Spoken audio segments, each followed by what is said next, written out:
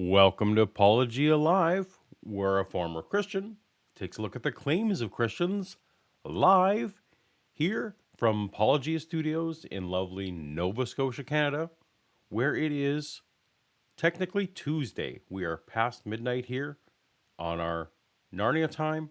I don't know what time it is for you. You can let me know in the chat, but I'm excited that you are joining me today to talk about creationists and some shenanigans they've been up to, and just generally hanging out and having a good time, talking about stuff we like to talk about on this channel, claims of Christians, and sometimes the shenanigans of Christians. That's 2 shenanigans so far. I will try to refrain from any further use of the word shenanigans. Welcome everyone to the chat. I do not sell seashells by the seashore, but I could because I live near the seashore, so that would be cool. Anyway, welcome everyone. Love hanging out with you guys. It's 11:35. Eric says it's 10:36 Central. Man, I'm not late, am I? All right, it's 5:30 p.m. Tuesday. Blaze says, "Wow. All right, we got a lot of different time zones covered, which is great." I would normally be editing and working toward the end of my day, but my sleep schedule this week has just gone to the toilet. I normally can go to sleep. I'll work until like 3 or 4 in the morning and then can sleep, and I can wake up at like a normal, reasonable time and seem like a functional person in society. But man, I've been going to bed closer to like 7:30 in the morning these days, and having to sleep a little longer, and it's not good. It is not good. So this isn't going to help it. It's not going to fix it. But I was thinking of streaming maybe in the afternoon, and I'm like, who knows? The afternoon, I might still be sleeping. I don't know. So welcome everyone on the Insomnia train. Join me. I have a lot of cool stuff to show you today. I'm very excited about. I'm excited to share it with you. I'm excited about none of it except for the first thing we got going today. As we will be following the normal pattern here on the Paulogia Live show, where we will be having some predetermined topics of discussion and videos to look at, things like that. And then in the second half of the show, if anyone sends any super chats, we will hang out. We will discuss those first. And if there is time after that, and if I'm still awake and coherent and not ready to edit, we can maybe chat about other things as well. But so send in super chats; those would be greatly appreciated for topics later on. But first, I want to share with you a little bit of a video that was shown to me today, that was tagged to me in Twitter, and it's by a YouTuber named B.S. Lewis. Sounds a little bit like C.S. Lewis, but it's B.S. Lewis, and he put out a video today, I'm assuming it's a he, entitled The Case for Claws. Now, this was a 30-minute video, and B.S. Lewis, if you ever watched this, I think it would have been better like maybe as a 20-minute video, a little bit of editing down, but it was filled. If you like this channel and you like apologetics and you're fluent, shall we say, in the apologetics happenings in the sphere, and you're up on all the latest, this video is made exactly for you. You will laugh, you will smile, and you will consider it time well spent, and the animation is fabulous. So what I want to do today, just to kick off the show on a happy little note here, I wanted to play a very brief snippet of this video that when this is all over, you should go find and watch. B.S. Lewis, Case for Claws, just a tiny little bit of it.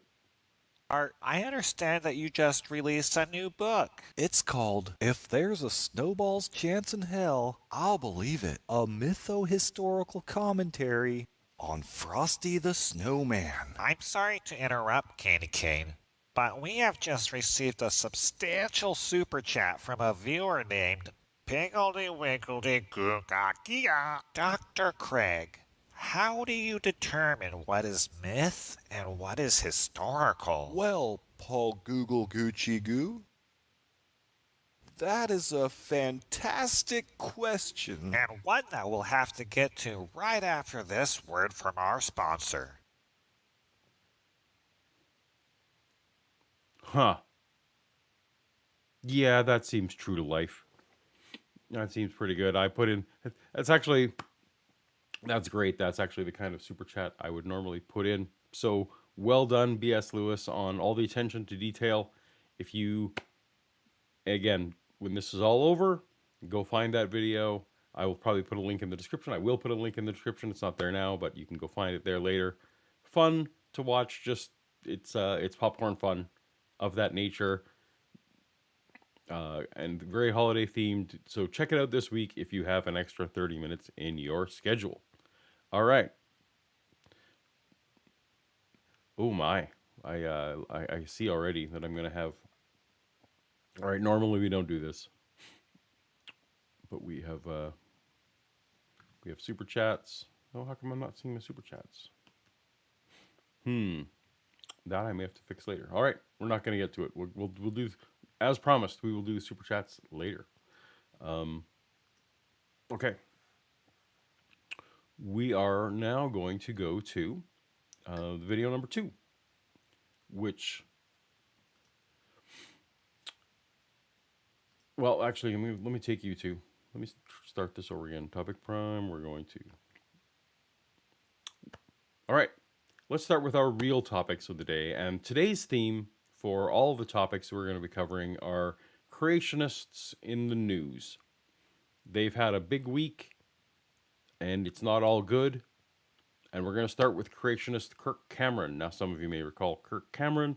He is Ray Comfort's friend, formerly a star of television, and back in the 80s. I don't even remember the name of his show. It was I never watched it. It starred Alan Thicke. Growing Pains. Let's call it Growing Pains. It wasn't Family Ties because that was the good one. Growing Pains sucked. Anyway, Kirk Cameron has put out a book, a series of children's books, actually, and he is now finding that he cannot get into some public libraries, at least ones he's looking to get into. And according to Fox News, yes, the reliable source, Fox News, Kirk Cameron is prepared to assert his rights in court regarding his new books. Now, let's see in video form. He had a little interview. Actually, he had a whole array of interviews on Fox News. I didn't even know that was a thing because in Canada, I don't pay as much attention to this. But I believe this was an appearance on Tucker Carlson. So let's say you want to host a drag time story hour with 7-year-olds. You obviously can use your public library for that, but you can't read a book about God. First of all, let me know in the chat if you guys can hear, because I want to make sure that I'm having some audio trickery today. So let me know if you can hear both me and the video. All right. You cannot, Tucker just said you cannot read about God in a library. Now that is patently false. There is not a library in America that doesn't at least have a Bible or one book about God in it. That is just hyperbole beyond hyperbole, just to start. But it's not going to get any better. Public library. And the actor Kirk Cameron just learned that. Dozens of public libraries refused to give him a slot to speak to kids about his new faith-based book called As You Grow. One Rhode Island library told him, quote, "We are a very queer-friendly library. Our messaging does not align." All right. Well, that was interesting. So I think, well, we'll learn that he put out invitations or requests to 50 libraries. And I think we'll learn a little bit more about which libraries as the story goes on. One of them got back to him and said, you know what, Cameron, we are queer affirming here, and somehow that is related to us saying that we'd rather not have you here, or at least not have this book be read in story time. So that's actually quite bold. I would guess that normally they don't let people know, but all right. Kirk Cameron is known for being anti-LGBTQ, in my opinion, at least anti-civil rights for them. So I don't know if this is the content of the book. I have not read his As You Grow book, or if it is related to his other stuff. But hey, so at least one library gave him some reasons why he can't come. Okay. Kirk Cameron joins us tonight. Kirk, thanks so much for coming on. So they wouldn't let you read this book? This book was banned in libraries? How controversial is this? The book was not banned in any library. So there's a huge difference between your book is allowed in our library versus we are inviting you to come and read your book in the library. Those are entirely different things. As far as I did some research on this, as far as I can tell, the book has been banned by 0 libraries. This book. Well, it's a book that teaches biblical wisdom through the seasons of life to children and the value of growing the fruit of the Spirit, like love, joy, kindness, patience, gentleness, self-control. And I wanted to do a book reading at a public library, and I was denied by over 50 woke libraries that have hosted drag queen story hours. By 50 woke libraries. So he was specifically applying for some reason to... You specifically went to woke libraries that have drag queen story hours, and those are the ones he applied to. That's going to be important later. One of the most outrageous denials was Alameda County Public Library that said they didn't want that book teaching kids biblical values, while at the same time they're hosting a gender name change clinic tomorrow. So this particular example is the only one they can reference that actually drew a line between LGBTQ friendliness and things that they're doing. If the library considers themselves to be LGBTQ friendly, then obviously having a seminar about changing your gender, how to change your name as a transgender person, that seems to fall directly in line. I have not read the content of this book, but if the book is unfriendly to that message, again, the book's not banned, but they can understandably say that, hey, their patrons will not be comfortable with Kirk Cameron coming in and reading anti-LGBTQ books, or at least what the library, based on the information provided on the form, whatever the form was, they determined it would be enough of a problem to say no. It's going to get worse. And I'm thinking, wow, if we're so committed to diversity, why am I being excluded? Why can't I use your facility to read my book? You're a library. Well, yeah. So we began the show with a story about how the president of Ukraine... You're a library. So again, I'll just keep saying it over and over. No one would stop you from taking a copy of your book in there and reading it to yourself. It's not a banned book. It's just that they don't want to give you time, which they are obviously not obligated to do. No library is obligated to give everyone who they don't say yes to everyone. There could be 50 reasons why they say no. You may have been asking for a time slot, for example, it's not available. They may not. It's the holiday season. They may be running fewer story time events. It's possible these have been booked up for months. And for example, the transgender name change seminar, maybe they booked this in summer. We don't know. There's so many factors at a local library that goes into when they say yes or what they say no to. And again, no library is obligated by law to have any story times at all. That may be something they don't want. Maybe they don't have those. So now I know that you've applied to 50 that you realize that have drag queen story times, and we will get to why that's relevant in a moment. But again, hate this. has banned a Christian religion in Ukraine, and then we get to your story where the libraries ban your book. So... Nope, book's not banned. Nope. The thread here appears to be fear and hatred of Christianity. Why do you think a religion based on peace and tolerance, turning the other cheek, not showing vengeance, is so scary? Maybe Kirk's book is terrible. Maybe it's the worst written book in the world, and librarians read this thing and said, you know what? Nope, because it's not good. We have no idea why these things said no to Kirk, and you are just inferring that it's because they hate Christians. That's a huge leap. That would be, obviously, it's akin to saying, you know, if I was to write a book and just ask libraries to host me, if they just no, because no, I'm an atheist. No, those maybe my book's too long. Maybe even the book's not appropriate. Maybe I didn't fill in the forms. Maybe I've been banned from that library for bad behavior. There's all kinds of reasons that are not because they are discriminating against atheists. You have to make some kind of case to substantiate this connection which we're making, which is very dubious. Well, my understanding of history is that the family and the church are two great pillars of Western civilization.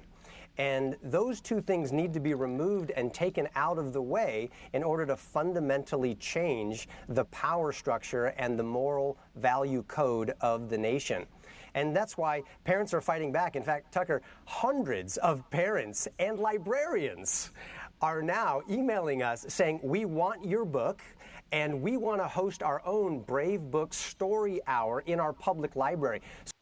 Oh, wait. This book, Kirk, that you wrote, As You Grow, that no one had heard of 2 weeks ago, you managed to pull off some kind of publicity stunt where you applied to libraries where you knew you were likely to be turned down. Then you could go on Fox News and give a narrative of how you were being persecuted. And all of a sudden, all the people watching Fox News got you 100 libraries where you are allowed to speak. Not only were you allowed to speak, they're excited to invite you and have you on. Did any of those 100 libraries, had they heard of your book prior to this persecution narrative? No evidence that they had. Probably didn't. What you've done is not expose woke libraries, but you are creating a publicity stunt around your new book. It's pretty transparent. So here's my call to action. I want every parent and every grandparent in America to get their favorite children's storybook, my book or other Brave books, or a book of the Bible. Call your local... Oh, yeah, you know what? There's these 50 libraries where I wasn't welcome for reasons that we have no idea what they are. Maybe I'm just terrible at filling out paperwork. We don't know. And now all the grandparents in America just before Christmas can rally and buy a copy of my book and help solve this woke problem. Nice. Local public library that has hosted a drag queen story hour and say, I'd like the chance to read my book in the library. And if they say no, they're likely breaking the law and violating the Constitution. No. If you could demonstrate that the reason why they said yes to one book and the reason why they said no to your book was specifically that, actually forget about any yeses. The reason why they said no to your book was that they have a policy against Christian books, then sure, I think that would be problematic. That would go against separation of church and state and laws about not having things. But no, if you as a grandma say, no, I want to read Song of Solomon to the kids, because that's just something I want to do. Hey, can I have a story time next Tuesday? Even though you don't do story time on Tuesday or you're already full, can I come and read Song of Solomon from the Bible? And they say no. Say, hey, I'm going to sue you. I'm going to take this to the courts because you are biased against Christians. No. I mean, no one's going to be taken to courts, so this is, well, maybe. We'll see, because that would be a great publicity stunt if they could. But this is just a scheme for Kirk Cameron to sell more books. And they can contact bravebooks.com. We'll give them free books and all that they need to turn that denial into a revival in their community. Oh, we will use any book you want, but we will send you free ones. And we will help you get in. Yes, it's very, very convenient. I think the posture that you're taking, which is gentle and calm and brave and persistent, is something I personally can learn from. Less outrage, more rational. He's gentle and calm because he didn't expect a single one of these places to say yes to him. We We don't. I'm guessing they didn't try super hard. What they wanted was the rejections. Response. And I think that really works. And I hope that you inspire other people to do the same. Tell your story. Don't get mad. Be honest. Thank you. Thank you. I think you're right, Tucker. And to Christians particularly, we often get told no in the public square. We go home with our tail between our legs, crying in our Chick-fil-A soup, waiting for the rapture, rather than... I don't know if Chick-fil-A sells soup, but that's actually a pretty funny line. We go home, tail tucked between our legs, crying in our Chick-fil-A soup. I like that. I might use that sometime. That's pretty funny. And getting on the offense and saying, let's invest in our children and teach them the values we want them to learn. Amen. I completely agree with that. And the way you're doing it is the way to do it. I appreciate it. The way you're doing it is you're bothering libraries that we don't even know if they're public libraries. It doesn't say. You're going to bother people, you're going to get no's, and you are going to use that fake outrage to sell your books. That's what Tucker Carlson, that's his name, right? Yeah, I think it is. That's the kind of methods that he condones and thinks Christians should buckle in on. Well, guess what? Fake outrage is a staple in Christian marketing, so good to go. Kirk Cameron, thanks. Thank you, Tucker. Okay, so as I mentioned, Kirk went on a whole tour of all the various Fox News shows that day because apparently it was a slow news day. This was, as I recall, this was the 16th, which was like 3 or 4 days ago. He went on a whole tour of all the shows, and I wanted to show one example where he, on the same day, where he gave an example of the kind of stories that he likes to tell from the Bible. And maybe this would be the kind of story that he would tell at the library. I've got now 2 books out on women in the Bible, and you said you've got a story about one that a lot of people may not know, so I'm curious. So everybody knows about Mary and Eve and maybe Ruth and Ezra, but there is one of my favorite stories, and it's the story of Jael. The king Sisera escapes, and while he's fleeing, another woman, Jael, she engages him, she brings him into her tent, she makes some warm milk and covers him up with a rug to hide him so he goes nappy, and while he's sleeping, she drives a tent peg with a mallet through the temple of his head and pins him to the floor dead. I absolutely love that you brought up that story. Okay.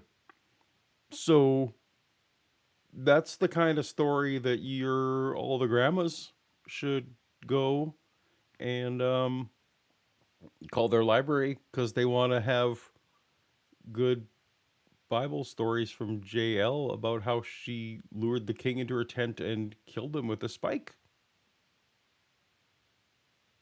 I mean, Kirk said he was a bad king, so yay. All right.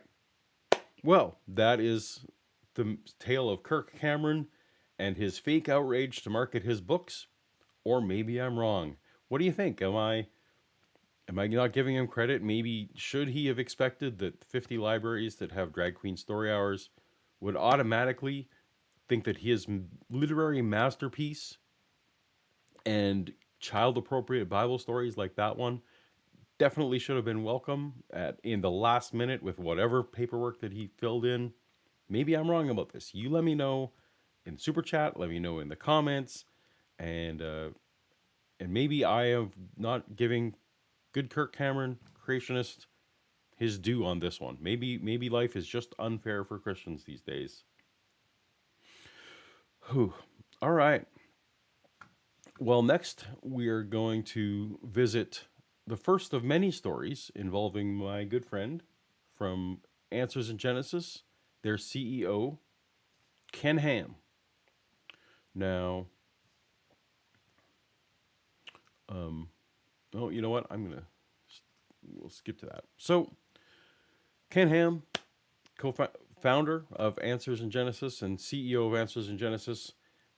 As we all know, ministries like Answers in Genesis are driven by donations as much, if not more so, as from from what we can tell from the ticket sales or from anything else, what really drives the Answers in Genesis empire is donations from Christians who are worried that society is falling apart and that only Ken Ham can save them from not only atheists like me, but liberal Christians as well. And he has created quite an empire out of this. Just as a bit of a tease here, part of what we're going to hit to here is this article from USA Today. The Ark Encounter site in Kentucky is bigger than Disneyland and still growing. What, pray tell, is Ken Ham going to be telling his donors just before the end of year giving situation? Let's get Ken's Ham to his message to his donors, shall we? As CEO and founder of Answers in Genesis, the Creation Museum, and the Ark Encounter, I'm excited to share about this year's end-of-year campaign. You know, the Ministry of Answers in Genesis directly impacts over 30 million people every year. Think about that.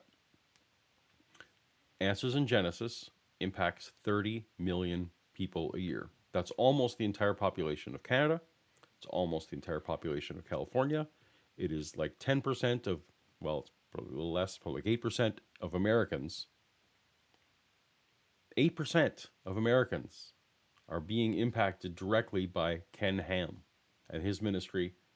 I know that front-facing, it's like the Ark Encounter and the funny news show that he does and the Creation Museum. But what he's secretly been doing behind the scenes is building an empire of being one of the largest providers of homeschool materials in the world. And they have a streaming service now, Answers TV, where no one's paying attention to the kind of stuff they put up there because no one else is subscribed. 30 million people a year. Let's carry on. And even more indirectly through the many outreaches of the ministry. And since they've been opened, the Creation Museum and Ark Encounter have welcomed over 10 million guests. 10 million guests to the Creation Museum and the Ark Encounter. Understandably, a lot of those people I feel like there's going to be some doubling up there. I don't know that it's 10 million unique individuals. Maybe it is, but it's a lot of people who've been through his little Kentucky attractions. Now, last year, as part of our end-of-year fundraising project, we raised funds to produce the world's largest indoor model of first-century Jerusalem. So this was news to me. I hadn't actually heard this. I do try and follow pretty closely, but so what they're telling us is that the next expansion of the Ark Encounter site is going to be he's going to show us this whole big thing about Jerusalem, which, wow, they are creating quite a Disneyland-style complex over there. Our design staff and researchers have been working on this enormous undertaking in addition to all the other projects in which they are involved. Understanding first-century Jerusalem gives vital historical background in understanding who Jesus is, how the church was established, and the importance of the gospel and the Great Commission. This model will actually be about 2,000 square feet, divided into 3 large sections so people can walk around and see everything clearly. And we'll have a program running using various types of technology to teach about the city and follow the... I like Kenny's still a boomer. We're going to have various types of technology. That's as specific as Ken ever gets. Life and teachings of Jesus as the God-man. It looks a little bit like, actually, Star Wars Trench Run right now, but that's fine. It's kind of funny. As our designers have developed this project, we all realized, far more than we expected, how important this is to teach to the coming generations. Now, I am also sure that it'll be great, and that all the Jewish Americans who will come and visit your site, I'm sure that their perspective on first century Jerusalem is going to be very carefully adhered to and looked after, and it won't be some kind of Christianized version of the Jewish history. of the first century at all. I'm sure it'll be just, if Ken Ham is anything, it's historically accurate. That's what they really adhere to. That's going to be great. This leads me to our 2022 end of year matching Okay, so that's the project they're working on right now. And it looks like it's getting close to done. We'll see. gift challenge. You know, it's one thing to design and fabricate such a model with all that teaching, but quite another to be able to house it. Many of our talented... So last year, we raised however much money they raised last year to build the thing, but then, whoops, slipped our mind. We need to put our 2,000 square foot model somewhere. Oopsie, poor planning. Maybe you donors can help us get out of a jam. Staff work countless hours to come up with the best way to construct a building for this unique and powerful exhibit to fit in with the Ark attraction. At the same time, as part of the planning, to be able to accommodate possible future big attractions, like the Tower of Babel. Like the Tower of Babel. So he's, at least this year, he started to admit that is something they've been working on. They are working on building a Tower of Babel, because no one sees the irony in the fact that in their, according to their story, building the Tower of Babel, God was angry about them doing that.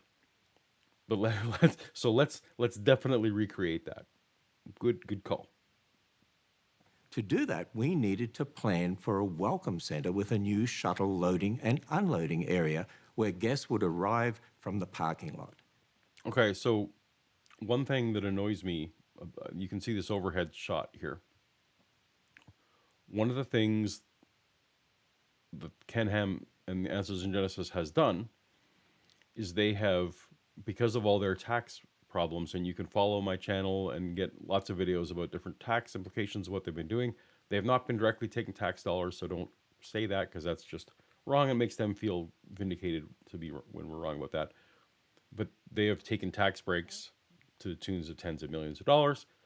And one of the things that they did was they created two different companies. So Answers in Genesis runs part of the park, and that's a non-profit company, so that because of their religious exemptions, they don't have to hire LGBTQ people. They don't have to hire anyone who won't sign their statement of faith. They are allowed to not allow their janitors to have sex outside of marriage. That can be part of their employment contract, because everything inside the park, once you pass through what you can see there, the gates, that's all ministry.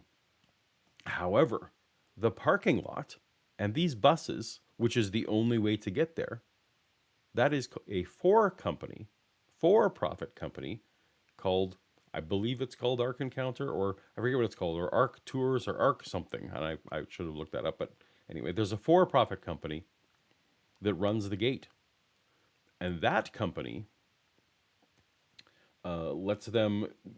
that company can get all the tax breaks, and so they can double dip, right? So everything that is not available to religious organizations, that they take advantage of those tourism dollars, for example, and things like that from the for-profit parking lot. But if they want to discriminate and do other things that the state wouldn't normally allow, they have the non-profit part of the organization deal with. Seriously, this is how they've organized themselves.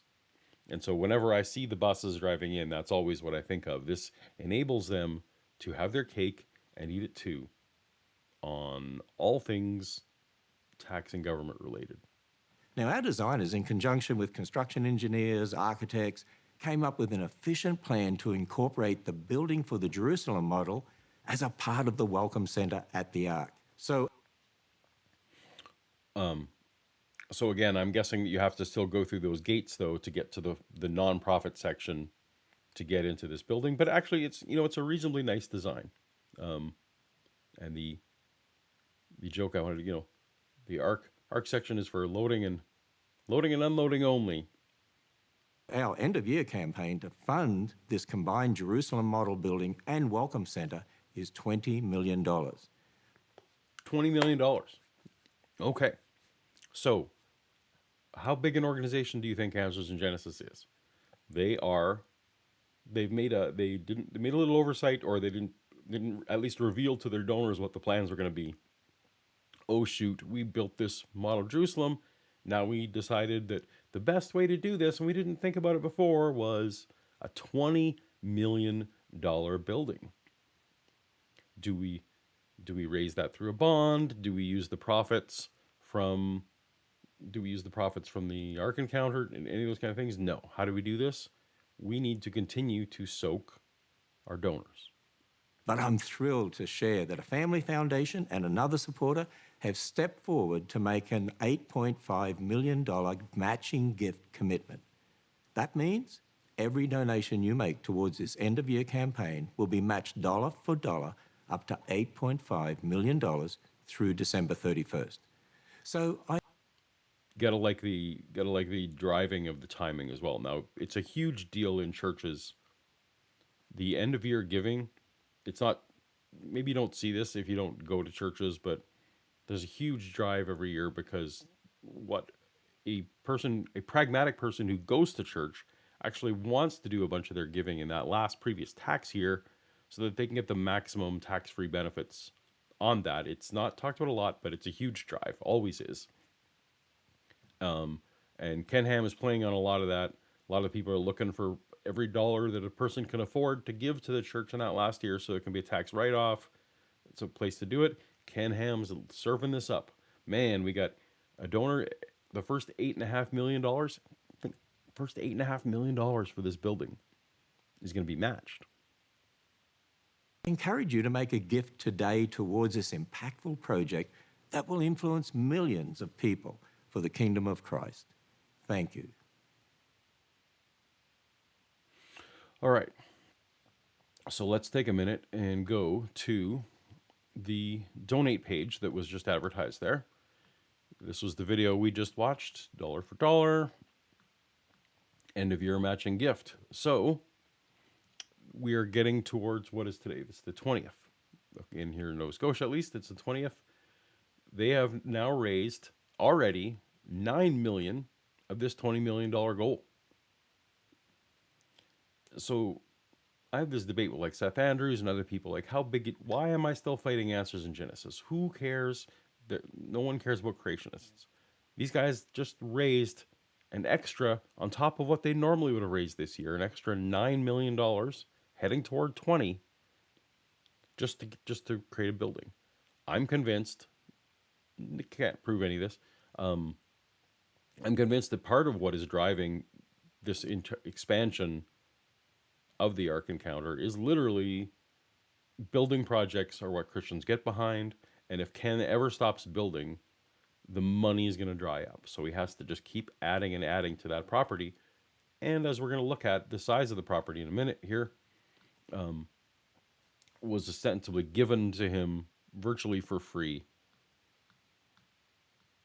All right. So we're trying to remember if there's anything else I wanted to show you. So they've already raised $9 million. Oh yeah, the donate now. It's funny, the amounts you can get, just the minimum they even want you to think about is $25. But they've even got here, hey, you want to give $5,000 as a monthly gift? Boom, we got it right there for you. Look at that. And of course, ways to donate to all the different things. Answers Academy here. We're going to talk about that in a minute. Anyway, and of course, the biggest deal when you're a Christian, oddly, is this whole your receipt thing. It's a 501c property, tax deductible.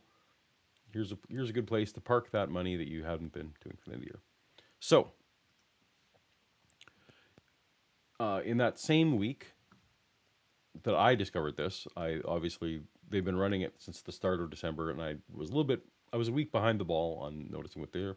USA Today wrote this article about how the Ark Encounter site is growing bigger and bigger. It's reasonable to, when you're noticing now they're adding a $20 million building.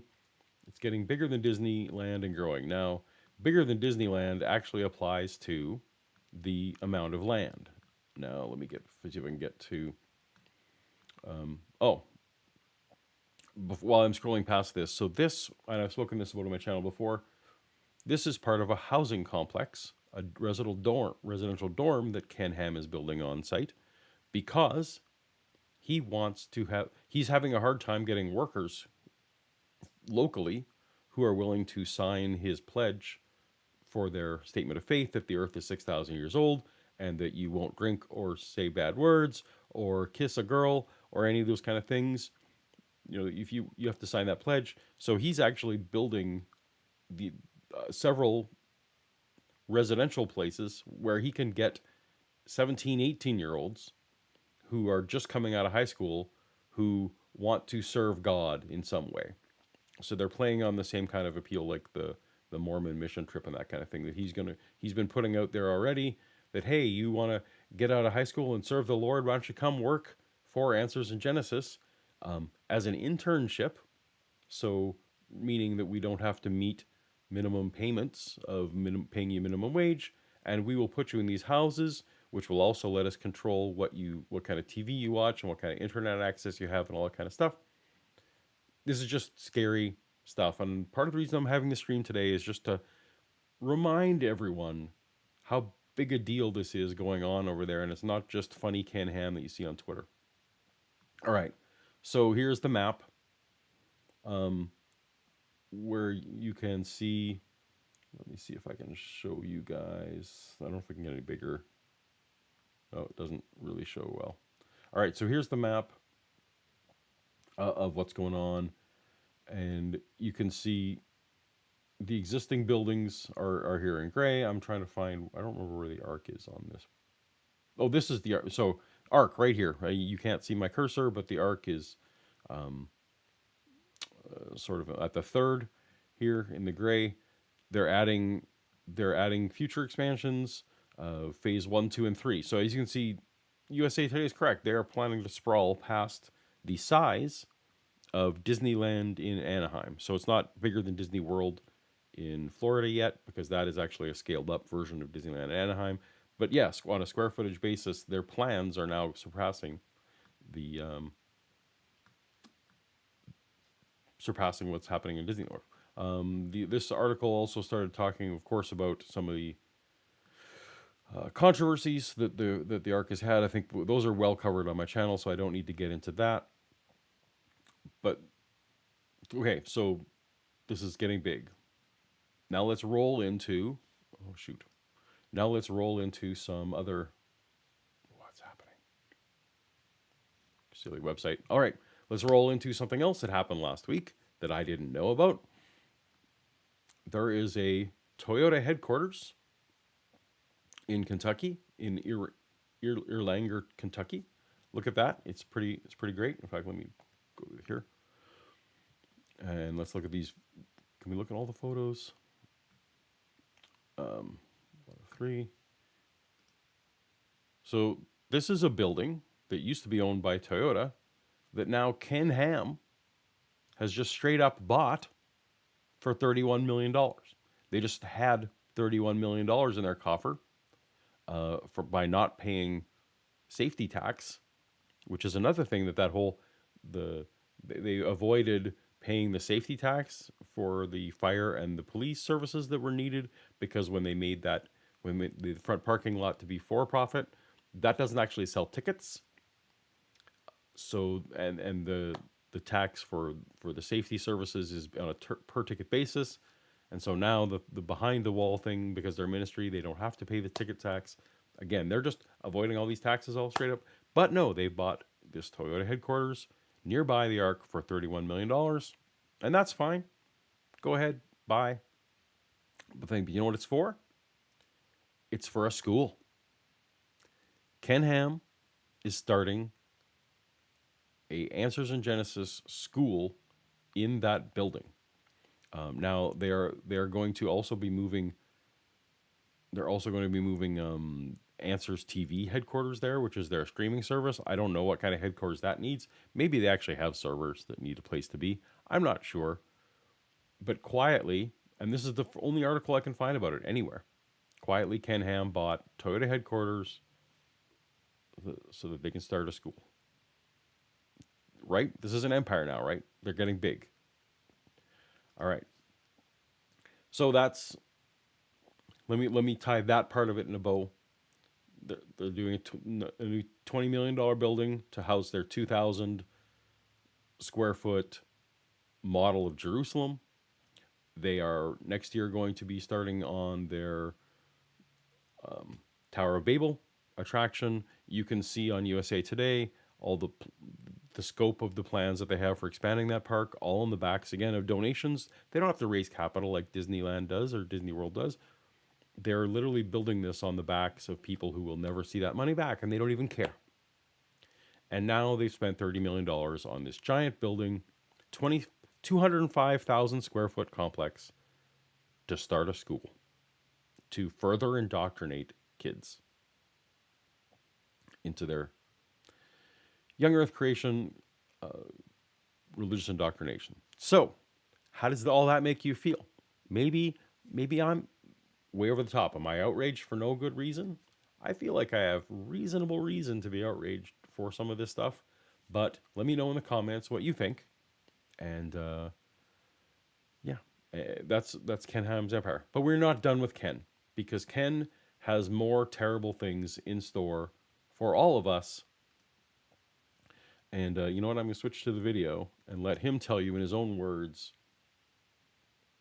what new inconvenience he is to wrought on this world. Well, hi, I'm Ken Ham, CEO of Answers in Genesis, the Creation Museum, and the Ark Encounter. On May 6, 2023, a glamorous event will occur in London, England, the coronation of the King. You know, it's been 70 years since we've seen the coronation for a British monarch, and so the world is going to be watching. People are going to flock to London. And that's why Answers in Genesis USA and Answers in Genesis UK are partnering with our friends at Living Waters for what we call Operation London. Now, this is Living Waters is, of course, Ray Comfort. a unique event where we have the opportunity to be able to reach an enormous number of people with the message of the saving gospel. And so I'm going to let my friend Ray Comfort give you all the details, but imagine being able to be in London and hand out thousands, hundreds of thousands, millions of these special tracts which Living Waters has produced. And they're All right, so you heard that right. Ken Ham and his ilk are recruiting a workforce, volunteer workforce, who's going to pay their own way to get there, of thousands of people to descend on what will already be an overcrowded London so that they can give out millions, if not tens of millions, of pieces of paper to people who don't want them. That's right. Ken Ham and Ray Comfort want you to go help them litter London. Yeah. powerful. So Ray, why don't you give them all the details? This is the British Royal Coat of Arms, and that crown on the lion's head is symbolic of the dominion of King Charles III, especially as defender of the faith. Even I should have actually had, I could have had Shannon in here to talk about the royal stuff, and I don't know what the bear symbolizes and why there's a crown on his head. It's a little bit ridiculous that King Charles will become the head of the Church of England. That's a whole thing you guys can deal with over there. That's not my fight. I'm fighting Ken Ham over here. But he's coming to your area, so look out. though King Charles is clearly not born again on May the 6th, King Charles is clearly not born again. That is one of Ray's, if you start digging into this event that he's planning, his refrains over and over. King Charles is not born again. How do you know, Ray?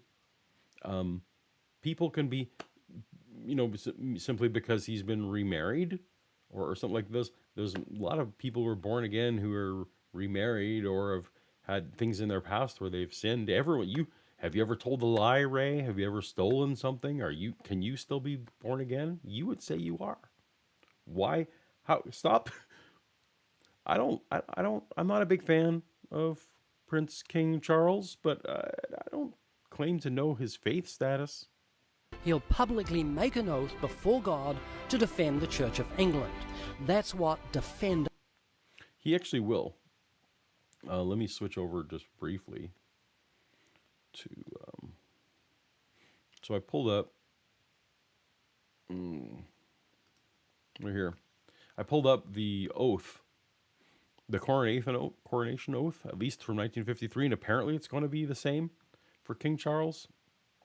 There will be several things going on, but let's go back to near the end here.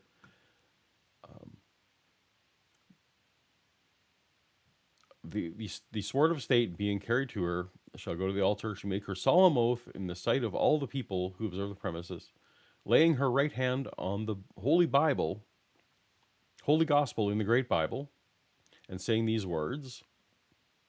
I lost it. No, that's not the right one. Anyway, at some point she is. Oh, there it is.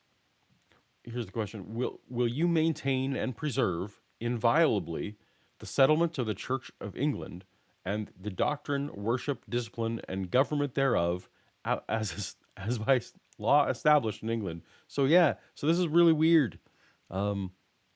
Charles is going to, and hey, I feel like there's opportunity that between now and May, they may well change. I don't think they're required by law to make this specifically what the pledge is, but it is a little bit weird that this guy will be pledging to oversee the doctrine, worship, discipline, and government of the Church of England established by law. You guys shouldn't have a church established by law. Go ahead and keep your monarchy if you want. It's great for tourism, probably, blah, blah, blah. But, yeah, maybe get rid of that church, that state church. That's problematic. But anyway, back to Ray getting ready to put garbage on your streets. Of the faith means. This will be done in England's most famous church, witnessed by hundreds of millions from around the world. In other words, the world is going to church, where they'll join in a service about Jesus, God, and the Bible. Theoretically, the hundreds of millions of people watching at home won't be able to get copies of Ray's garbage papers, but maybe. King Charles will lay his right hand on the Bible and swear before God to uphold the scriptures. He'll hold the royal scepter as Solomon held the royal scepter. And when he's crowned, as with Solomon, all the people will cry, God save the king. And then he'll be anointed with oil, symbolic of the Holy Spirit coming upon him. And all this will be done in the name of Jesus. And the secular media... Is that true? You guys can let me know in the chat. Will he really be anointed? Will he be anointed with oil? I go and watch. I wasn't alive for the last time this happened, but anointing with oil seems weird. Also, I don't think that what Ray's predicting, where the people who are covering the coronation service will be forced to explain the religious imagery to their audience. They don't have to if they don't want to. I'm sure Fox News will be talking about scepters and how that relates to gods. Probably not on main news, and they're probably not going to bring up King Solomon, which, as far as I know, is not a precursor to the British monarch in any way. They don't share traditions or anything like that. So no. But he's not wrong that millions of people, hundreds of millions of people will be watching. This is basically tugging at the heartstrings of the people that he wants to sign up to distribute his garbage on their dollar. Will be forced to explain the symbolism. This is a massive and unprecedented opportunity to reach millions with the gospel. To bother millions. And the media is not going to ignore the service because they know of this world's insatiable appetite for anything royal, and this coronation is the crowning glory of them all. Those who come to London will see this gospel tract as irresistible memorabilia. No, they will not see the free piece of garbage paper that you give them as memorabilia. You will not be seeing these. You will talk about it. You've printed millions of these things. You're not going to see this on eBay as a special, some kind of special memorabilia that people are seeking. Hey, where's Ray Comfort? Where can I get myself one of these £1 million banknotes that isn't really money at all? And because of the nature of the church service, it naturally flows into the gospel. It is with all this in mind that we're inviting Christians from around the world to go to London. If you're Just what everyone in London wants, right? The city's already going to be completely filled with tourists who are there to see royalty. Now we want to add literally thousands, if Ken and Ray have their way, of Christians who aren't there for the things, but they're there to bother people and give out tracts. interested in attending this outreach, go to livingwaters.com/London for more information. Again, the world is not only going to love these, they're going to treasure them. No. We have had over 3 million printed. All we need is thousands of laborers to come to London for a day. Will you come? If you can't, show this video at your church, take up a collection, and sponsor a team. Take up literally raise money to send people to come work for us for free to give out garbage. Don't let this pass you by. If you live down under, join the team that's coming from Australia. Good news, Australians, you're going to London too to give out millions of pieces of paper. We're sending our television crew from California so you can be part of an Operation London television special. Oh good, there'll be a TV special too. Neat. Teams from Living Waters Europe and Answers in Genesis will be there. Become a point person in your city. Share this vision with pastors and youth leaders. Then bring a busload to London. You've wanted to do something great for the kingdom of God, and this is your chance. This is... I cut the video there. It goes on for another 20 minutes because he starts actually giving examples of the kind of speeches that Ray always gives, you know, and how they're planning to ask people if they've ever stolen something or if they've ever looked with lust or if they've ever used the Lord's name in vain, all that kind of stuff. This is one of those weird things, like Christians love to go on mission trips because it's a way for them to travel and feel like they're doing something for God and not just selfishly going on a trip. Now all of a sudden you're going to get thousands of Christians on board. Hey, do you want to go to London during Coronation Week so that you can it's not just for your own fun, and you can get to tell all your people, tell all your friends that you're doing it for God. Not that you're selfishly wanting to do this or wasting church funds that could go to who knows what else. I promise you that the people on the streets of London will have heard about Jesus with or without Ray's pieces of paper. Highly collectible pieces of paper that he's printed 3 million of. Anyway, let's just for a minute, let's go to Ray's... Oh, no, let's skip ahead to Operation London. And there's another reference from Ray. Here's the lovely track again. It's a £1 million note that someone on his team has designed up. I assume maybe that's the official design of what these will look like later. I don't know. I'm assuming not. Anyway, to date, I just want to show you, and this seems actually a little bit coincidental. I hadn't checked this. To date, 2,022 people have registered to come to London. That's also the year right now. What if I hit refresh? Does that change? I don't know. Maybe that's a coincidence. Maybe that's a lie. But they've already got a couple thousand people signed up, according to this. And of course, you know, there's a way to give and to share the video and subscribe to newsletters. So yeah, so everyone's in on making the world the worst place. Or maybe I'm wrong. Do you think that Ray and his people should go to an already overcrowded city at the busiest time, perhaps in their recent history?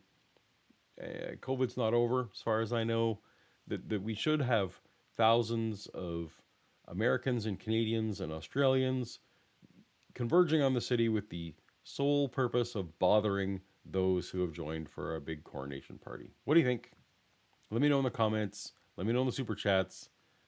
Is this a good plan? All right.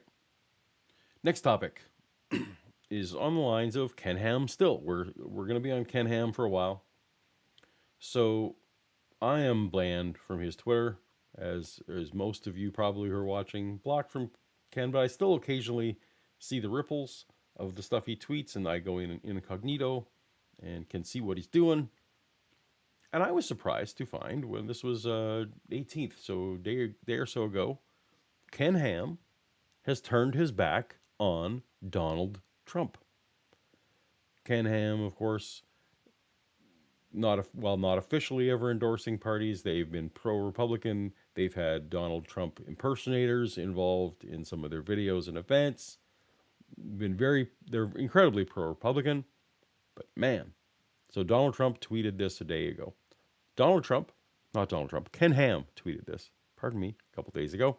Donald Trump, along with other Republicans and Democrats, have applauded the bill that redefines marriage. Ooh, doesn't like it. They are shaking their fist at God and helping undermine the family unit God created to pass on a godly legacy to subsequent generations and impacting the world for Christ. They have no fear from God. Yes, we love our neighbors as ourselves, but we don't condone that which is contrary to God's clear word. There's only one true marriage, the marriage God created, one man and one woman. He is turning his back on Donald Trump. Now, part of me wonders that if Donald Trump was doing better in the polls, and maybe it didn't look like DeSantis might be the nominee, that's all stuff as a Canadian I can't weigh in on too heavily. But I do wonder if Donald Trump really was the front runner, if Ken Ham was willing to burn these bridges, because we all know he's relying on the financial backs of people who want to support him in this. But Ken Ham is all about creating us versus them. And if he can even put Donald Trump in the them camp, the people who are threatening God, and honestly, thank goodness, someone is finally noticing that Donald Trump isn't the champion of Christian virtue that perhaps people thought he was in 2016 and 2020. Anyway, so let's look at the article, Politico article, that has Ken Ham so upset. So, scenes from a celebration of same-sex marriage at Mar-A-Lago, and that is, for those of you who don't know, that is one of the residences owned by Donald Trump. And here's a quote from Donald Trump: "We are fighting for the gay community, and we are fighting and fighting hard." So much going on here. So I'm excited that Ham and Trump are splitting ways. I'm excited if Christians would notice that Trump isn't for them. At the same time, this is actually quasi-exciting because the tides have turned so much in America now that someone who's attempting to get the Republican nomination is now thinks it's in their best interest politically. Someone's done the polling, someone's looked at the numbers. Supporting the gay community is now the way to secure your own nomination. So Donald Trump last week had a party at Mar-a-Lago where literally hundreds of guests were dancing to YMCA and the Macho Man. At a Spirit of Lincoln gala in the ballroom of Donald Trump's Mar-a-Lago beachfront was a joyous celebration of gay rights. In a case of ironic timing, the historic same-sex law signed by Joe Biden days earlier. Yeah, this is great news, right? So even the Republicans are perhaps, so we're going to hear it from Fox News, and we're going to hear it from Ken Ham, we're going to hear it from the fundamentalists for a while, that they'll rail against the same-sex marriage law that had passed recently. They're gonna give it lip service to rail against that for a while. But even the Republicans, even someone looking after the nomination, who is savvy enough to play to the religious right at every turn, are now just straight up having a gay rights party at Mar-a-Lago. So in this case, Ken Ham alerted me, and oddly, this is the only article I can find on this. Now, maybe if I lived in the States, I would be able to find more, but oddly, the Fox Newses in the various places have not jumped on the fact that Donald Trump is openly having a party celebrating gay rights. I think they're still hedging their bets. They still want to keep this guy clean. They still want to be able to go either way, just in case he does win that nomination and needs the base to back him up. But good for Ken Ham. Ken Ham stuck to his guns here in his own terrible, terrible way and is denouncing Donald Trump. So, I don't know. Which one is the deplorable? Is Ken Ham the deplorable? Or is Donald Trump the deplorable? Or is it a draw? Let me know in the comments. Let me know in the chats. Which of these two, maybe we don't support either, but it's fun to see them going after themselves. But lest we think that Ken Ham is always going to land on the right side, well, no, he's not. He's not going to land on the right side of politics anyway. Lest you think his association with Donald Trump is the only terrible political take that he has. I want to point everyone back to a story from 2019. I covered this on my channel back then, but I just want to remind everyone right now so that we can look at the storied history between Mark Meadows and Ken Ham. Mark Meadows being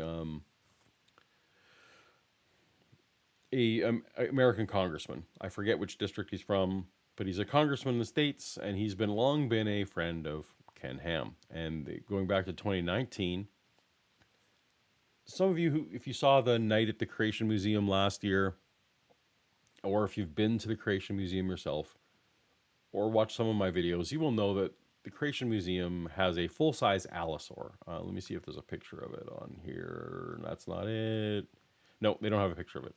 But they actually have a really well-preserved, excellent specimen of a allosaur fossil housed at the Creation Museum. And someone like me, a nice Canadian kid, thinks, how does that even happen?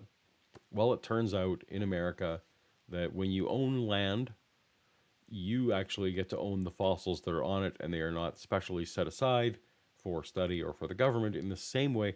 I know that from state to state it's different, but it's not the same in Canada, where the government actually gets domain over, and academia gets domain over fossil finds and that kind of thing. I think rightfully so, but what do I know? I'm a dirty Canadian. All right. But so what came to light in 2019 was that Mark Meadows bought a field where they knew a fossil was, and then gave that field to Ken, or gave the fossil to Ken Ham. But they also created a whole documentary around it and a whole narrative story about this, how a young homeschool kid who was out on a dig had discovered this thing, and it was this feel-good story about how young Earth scientists were able to figure out where this thing would be, and they found it, and that it affirmed the flood and all this kind of stuff. They made a whole documentary, again, about the finding of this dinosaur, and it turned out that actually this kid didn't find it. They brought this kid out, of course, for a photo shoot. Her dad found it. It was a whole fraud thing. And how this all came to light was actually that when Mark Meadows purchased this field, he didn't declare it on his taxes in the way that he should have. And of course, as a public official, his tax returns are open to scrutiny. And he got in a bunch of trouble because this whole creationist mess, which of course Ken stayed clear of because it was Mark's mess, it was a big schmozzle. And Mark he got a slap on the wrist, of course, but it was a bit of a scandal back in 2019, back in the before times when these kind of things were cute, and that was kind of a thing we consider scandal. Anyway, I noticed also last week that Mark Meadows showed up in the news again last week. I don't want to go through the full story because I will get parts of it wrong, but he is now under investigation for voter fraud in North Carolina. Now, Mark Meadows was one of the congressmen leading the charge for the 2020 election and for investigating all the fraud and for being a very vocal proponent of investigating all the various places where they were saying voter fraud had happened. In fact, he himself hired investigators and turned over, it's my understanding, 2,000 text messages that he turned over. He invited people to text him with all the voting irregularities they saw, and he personally sent 2,000 of those over to the White House Select Committee, who they were hoping would investigate all this. Well, it turns out in the 2020 election that Mark Meadows himself was registered to vote in 3 different districts. He read, and it wasn't that he had forgotten to do this. He himself, someone on his behalf, went and registered in 3 different places. Now there's no evidence that he did vote in all 3 of those places. Tough to know, but he was registered in 3 different places. So Ken Ham's good friend, Mark Meadows, whose name caught my eye because we were just Ken Ham in the news, boom, he himself is now under voter fraud. He was leading the charge for voter fraud, and turns out he himself was committing it. So fun and delicious. That's just the kind of day and week that it's been with creationists in the news. All right, and what do you think of that story? That might just be me being petty to bring up such a connection, but I thought it was funny, and it's the kind of thing I wanted to share with all of you, my streaming friends, today. All right, we're down to one last thing, and this is not in the realm of news, but in the realm of a new peer-reviewed paper that came out in the last week or so. I want to say, at least I became aware of it, by Benjamin W. Arnold, and the paper's title is Evolution versus Creationism in the Classroom, the Lasting Effects of Science Education. Now, I'm just going to read a bunch of this because I just think we should know more about positive science papers that are happening, and also some of the interesting findings that are happening in the world. There's not a lot of peer-reviewed papers about creationism. So let's read the abstract together. Anti-scientific attitudes can impose substantial costs on societies. You're not wrong. That goes without saying. In 2022, anti-science attitudes are the kind I used to follow. Not good. Can schools be an important agent in mitigating the propagation of such attitudes? Good to know. Would be great to know. This paper investigates the effect of the content of science education on anti-scientific attitudes, knowledge, and choices. The analysis exploits staggered reforms that reduce or expand the coverage of evolution. The analysis exploits staggered reforms that reduce or expand the coverage of evolution theory in U.S. state science education standards. So what they're looking at, as I read through this more, different states have, while they all teach evolution, different states have different amounts of education that is mandatory. Some of them actually nothing's mandatory. They were just looking at the differences between how much and how many hours of school time, for example, the different kids are getting on evolution, and whether that leads to an actual further acceptance of evolution. Interesting hypothesis. He compares adjacent cohorts and models with the state and cohort fixed effects, fine-grained Cabello tests to rule out scientific, religious, and political confounders. So basically what they're trying to say, he's trying to rule out, of course, some of the bias that would be in there for specifically religious and political impacts toward the kids, as it goes into it if you read the full paper, trying to rule out the negative attitudes that a parent may have, either for political or religious reason, towards evolution. Let me step back a bit. He's using acceptance of evolution as kind of a leading indicator as to whether someone will be anti-science or not later on in life. The hypothesis being that if you accept evolution, that you are less likely to be anti-science than someone who just straight out rejects evolution. So there were 3 main results. First, expanded evolution coverage does increase the students' knowledge about evolution. Now, that does seem to be rather trivial to me, and it's kind of funny to read. Expanded evolution coverage increases students' knowledge about evolution, but that actually was what they were trying to test, was that if we give students more hours of evolution, would that actually lead to more people accepting it? Great news, yes.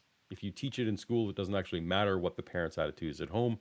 They're more likely to accept it if they get more hours in school. Cool. Positive step. We can work towards that. Second, the reforms translate into greater evolution belief in adulthood, but do not crowd out religiosity or affect political attitudes. So the other finding that they had, again here, was that while these students were more, therefore, if they accept it as a kid, they're more likely to accept it as an adult. Great news. But that it actually doesn't cause them to fall away like I did. So that was one of the things that the study was worried about it, I thought might be pushback from people, is if you teach them evolution, they're going to deconvert. The study found that this acceptance of evolution did not cause deconversion. They became the kind of Christians or religious people, not all Christians, but it's America, so wink, yeah. They didn't become the kind of people who reject religion because of it. They became the kind of normal Christian who accepts evolution. So also great, positive, good news, right? And third, the reform affects the high-stake life decisions, namely the probability of working in life sciences. So, boom, if they get more evolution accept teaching in school and they come to accept it, they don't believe religion, but also they're more likely then to take up science as part of their options for their careers. So, man, great news. So, if we go through, you know what, I feel like I've been streaming for a while, so I may not. What do you think? Let me know in the chat. Do we want to go through the conclusions on this one? I feel like those were the high-level conclusions that this paper found. Nothing but positive outcomes from teaching kids, giving them more hours in evolution instruction. So they became less anti-science. It didn't destroy their faith or the faith that they were being brought up in. And they had more, not only did they not become anti-science, they considered going into sciences as a career. So that's pretty great. I haven't seen anyone else covering this study, so I actually just wanted to put it out there as something that is happening in the creation evolution space. Let me just see if I can get to the...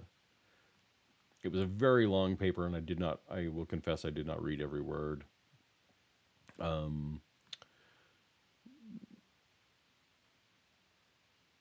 me see if I can get to the... So again, we're looking at the conclusions. The paper shows that the content of education standards is relevant for individuals in the short run and long run. Great. The conclusion challenges the notion that education standards have no meaningful impact on students as prevalent in the education and political debate. So, or academic and political debate, pardon me. So again, it's 2 a.m. for me, so give me a little slack.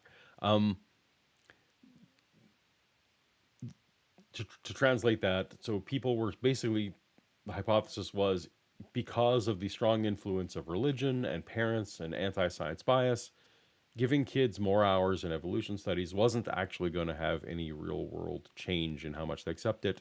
This study showed that it did. The more education, the more hours you gave them, the more positive that they would come out to accept it, even with political and religious stuff going on. So, yay. It has been argued that, in reality, there is limited scope for education standards to affect teaching due to dominance of other factors, such as the teacher's own ideology for curriculum. That's actually interesting. The teacher's own ideology as well, not just what people were coming in for. Of course, there are millions of teachers in America who don't believe in evolution as well. But even if the teacher didn't believe it, these teaching hours helped. Still, legal pressures on school districts to follow education standards, the reflection of the content of education standards in textbooks, as well as the gradual expansion of standardization testing covering the content of education standards, have arguably incentivized teachers to follow education standards. That part I'm not actually fully convinced of. We would need to see. Merely because of anecdotal evidence, I'm aware of school districts here in Canada, at least, where the teachers work to rule when it comes to education teaching and definitely grind in their gears. They use their sarcastic voice. They roll their eyes. They would say things like, well, the book is making me tell you that X, Y, and Z. And that hour may well not really be a whole hour. Maybe we're doing extra. There's a lot of anecdotal evidence that I'm aware of here that would say that the teachers, if they don't want to teach it, don't do a great job. But I'm glad that the study found that even poor teaching in evolution is better than no teaching in evolution. All right. The analysis presented in this paper empirically demonstrate that they do, in fact, affect what students learn. That's great news. And more broadly, the paper shows that the content of school curricula and instruction shapes students over the long term. Also great news. This is true even for a topic like evolution that is hardly charged in political and social debates. And I think I'm going to go beyond the U.S. findings. We have bearings for other countries where teaching of evolution is controversial. I think that just means Canada. I'm not sure there's any other countries in the world. Yeah, there probably are. There are probably Muslim countries and other places where teaching of evolution is controversial. Anyway, this is a potentially good news paper. Hopefully that these standings are correct and true, and that we can actually trust that that when students are given more time, that they will become less anti-science. Any strategies that we may have to make American society less anti-science is good news. And I'm taking it that because we filled the whole show with bad news, from littering London to raising tens of millions of dollars to bilk more Christians out of Kentucky property and tax dollars and attractions that very few people seem to even want to go to, but we're still expanding anyway because we can get the money and the breaks, to corrupt politicians, to Donald Trump accepting gay people. Like, that's actually great news. Not that he didn't necessarily before, but he's on record. Mixed bag today. A lot of stuff going on. I need to, for 1 second, find out what is exactly up with my Super Chat tab. Oh, look at that. It is, it may actually be working.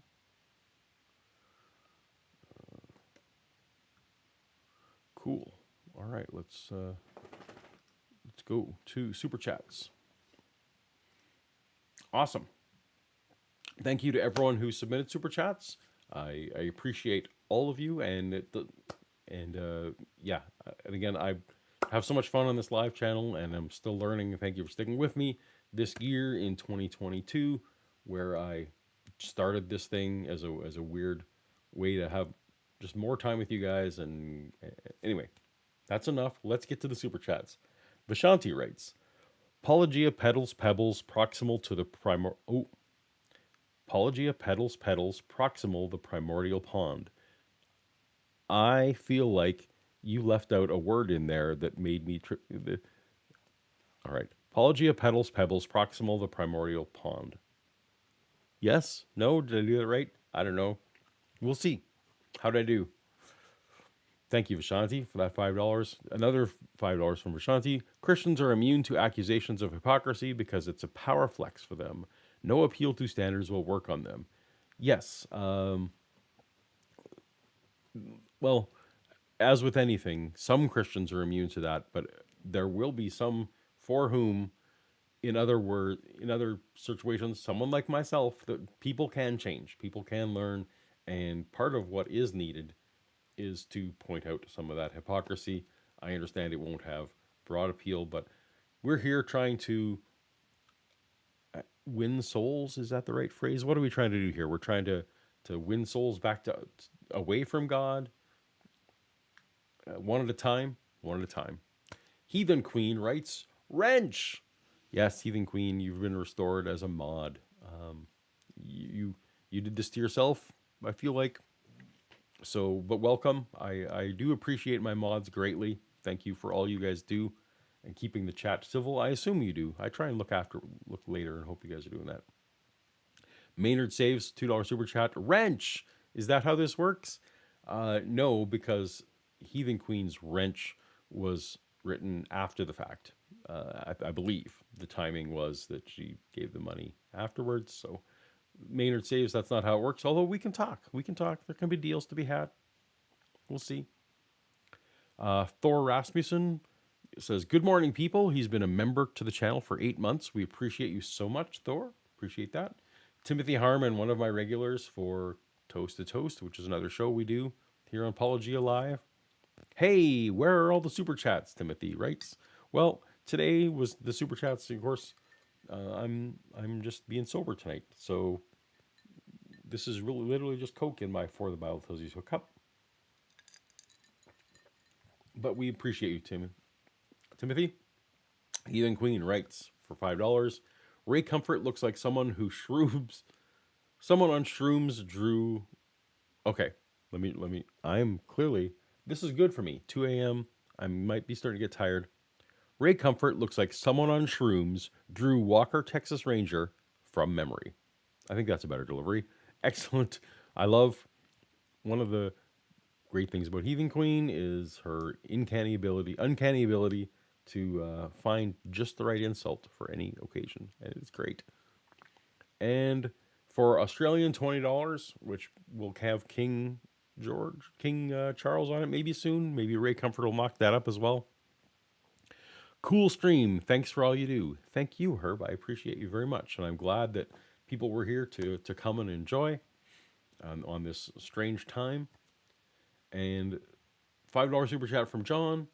Doesn't that paper help undercut the idea that higher education is designed to lead people away from Christianity? I would hope that it would, actually. I think you're absolutely right. It would. And I think that is maybe one of the most important points, that second point, that people can use this as actual ammunition to get evolution standards actually raised in certain states, is to be able to show the constituents who are going to have to vote on this and the school boards, look, when we teach evolution, they don't become less religious. I think that's actually going to be an important part of selling more evolution and more science into schools. So if that's actually true, that not only that the findings of the paper are true, but also what you suggest, that it's not leading people away from Christianity, I hope that could become the narrative. I hope people leave Christianity for becoming more informed, but not just for going to school. The schools shouldn't be deconverting people, probably anyway. So at least that's my thoughts at this moment. Let me know in the chat if you think that I'm wrong. Ria Morgan writes, happy 2 a.m. chat. Yes, it is happy 2 a.m. chat. I appreciate that. And Eric writes, $10. Thank you for the very generous super chat, Eric. Still waiting for Shannon to serve you that flaming Dr. Pepper. Well, great stream as usual. Thank you, Eric. It is Monday/Tuesday night. Shannon has a real job where she actually has to, be alert and awake at a normal human time or a acceptable business time in the morning. So, yeah, she was unable to serve me drinks this evening, but perhaps on the next Toast to Toast, which will be in January. Sadly, I don't think that we have any more Toast to Toasts planned this year, but we'll see. You never know what Dave and I might cook up. All right. So thank you for all those super chats. I don't know if anyone has been tagging Paulogia in the chat. I don't know if anyone has any questions. Oh, B.S. Lewis. Actually, stick around, B.S. Lewis, because you are actually... a little bit more of your video is how I intend to close out the stream when we finally decide that we're done. So if you stick around, we're going to have a couple more seconds of your video. I'm glad you are happy and willing to let me share the video. I didn't actually ask you permission, but I just think it's brilliant and I want more people to see it. And the best way I know how to do that is to show a little bit. So thank you for accommodating me in doing that. What else do we got? Yes, normal human time sucks. I actually, though, would love to, if anyone has any advice for me on how to switch from my current vampire state to I would like to be at least slightly more normal, back to my half vampire state, instead of missing basically I'm a nurse on night shift at this point, which kind of sucks. Oh, sorry, Vishanti. I hope you heard your super chats and were able to go to bed, and that I did a good job of the tongue twister that you started me off with. That was painful. Both. I don't remember what that was for, but both. Oh, that was probably for Trump and for Ken Ham. I'm assuming you don't mean that you support them both, but that perhaps they're both terrible people. I'm not gonna get in the middle of that one. That's a whole different thing. And once again, Mar-A-Lago is a hotel and resort. Trump has a residence in Mar-A-Lago, but it's not his residence in the way that would mean that any event going on would connect with him. No, but he literally spoke at the event. So if I go back, he didn't necessarily speak, and I'm not sure what if there was some debate about this in the chat. But if we go to the article, the main attraction at the event obviously was Trump. He received a standing ovation after delivering an enthusiastic affirmation of gay rights, not often heard in the GOP. Here's what Trump said, and I'm not going to imitate him, but this is what Trump said. We are fighting for the gay community, and we are fighting and fighting hard.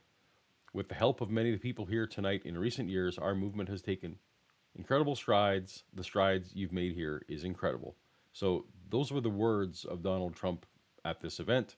Again, at the top of the article, they had another brief quote. We are fighting for the gay community. We're fighting and fighting hard, said Donald Trump himself.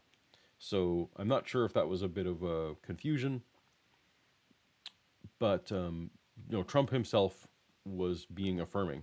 So those are going to be sound bites that people can play. If you're actually on the left, and if Trump became the nominee, if you're a Democrat, that might be something you want to keep in your pocket to actually include in ads. Hey, look, Donald Trump is really just, a woke in disguise. The woke orange man who's trying to just use Christianity when he doesn't really mean it.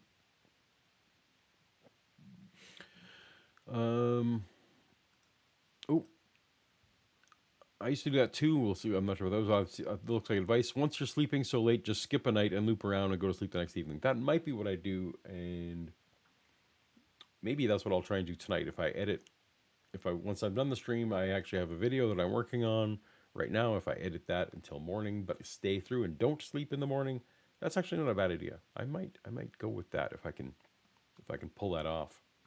I need to be back before Christmas because Christmas time, we have great celebrations here in Nova Scotia, and I'm also heading out west for some celebrations out that way, which is one of the reasons I want to have this live stream. I'm not going to have a lot of chance to talk to you guys yet this year, so I really want to do it. Anyway, it looks like, we have one more super chat.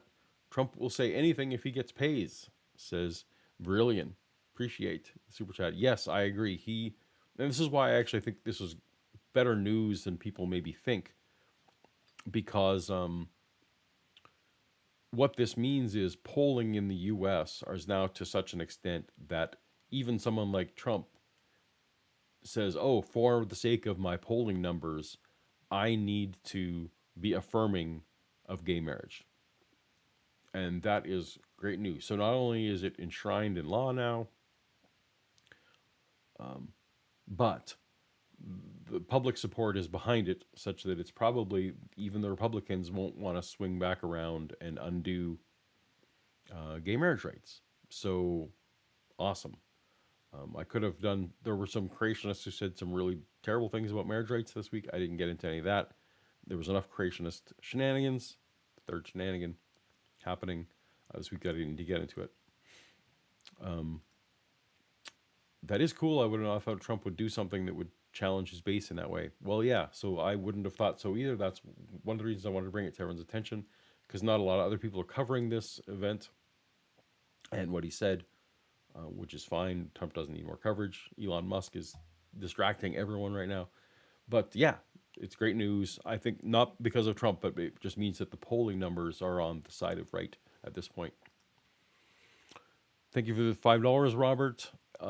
Anyways, I only caught the last couple minutes of this, but have a good night. Well, the good news is it's YouTube, and you can rewind and watch from the beginning and learn about all the terrible things that Kirk Cameron and Ray Comfort and Ken Ham are up to these days. And it filled a couple hours of time just to talk about how terrible they are. All right. Well, with that said, I think we are going to wrap up the stream. Thank you so much for hanging out with me. Thank you for a wonderful first calendar year of Paulogia Live. I am excited about some great things that we're going to be able to do in 2023, and have a great holiday, a safe holiday, and we will see you all next year. Thanks. Later.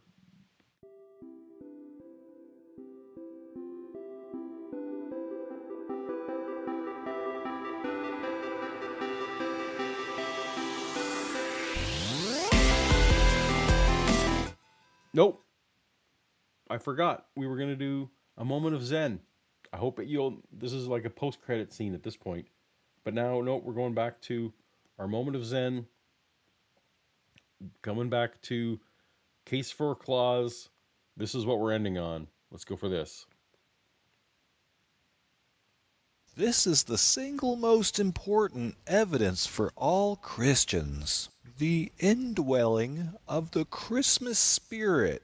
When I first heard the message of Christmas as a non-Christian high school student, that my naughtiness could be forgiven by Santa Claus, that Santa loved me, he loved candy cane, and that I could come to know him and experience eternal life with God, I thought to myself, and I'm not kidding, I thought, if there is just one chance in a million that this is true, it's worth believing.